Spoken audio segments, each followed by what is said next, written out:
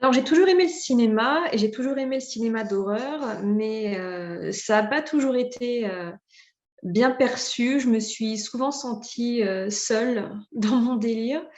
Et donc, du coup, c'est vrai que mon parcours, il a commencé comme traductrice pour la télévision avant d'être prof. Et donc, je connaissais un petit peu le milieu de l'audiovisuel et du cinéma, mais sans plus. Et, euh, Et à un moment, j'ai eu un peu ce déclic de me dire, j'aimerais quand même faire quelque chose sur le cinéma de genre, sur le cinéma d'horreur, et pourquoi pas un doctorat, pourquoi pas une thèse. Et donc là, j'ai essayé de trouver une université aux États-Unis qui accepterait ce projet, parce que il faut pas croire, mais l'horreur n'est pas la bienvenue partout dans le milieu académique. Il y a encore pas mal d'universités aux États-Unis et encore plus en France qui sont totalement fermées au cinéma de genre et qui se concentrent que sur le cinéma d'auteur.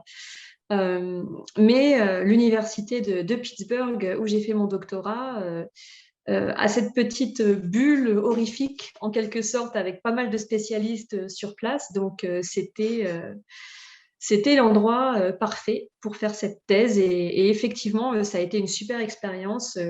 J'ai travaillé pendant 4 ans avec des gens qui étaient tout aussi passionnés que moi.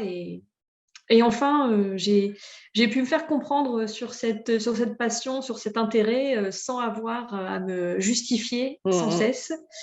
J'avais en face de moi des gens qui comprenaient naturellement que, bah ouais, l'horreur, en fait, c'est cool. Et, et donc, c'était vraiment super de faire ma thèse là-bas. C'était un super environnement qui me manque beaucoup.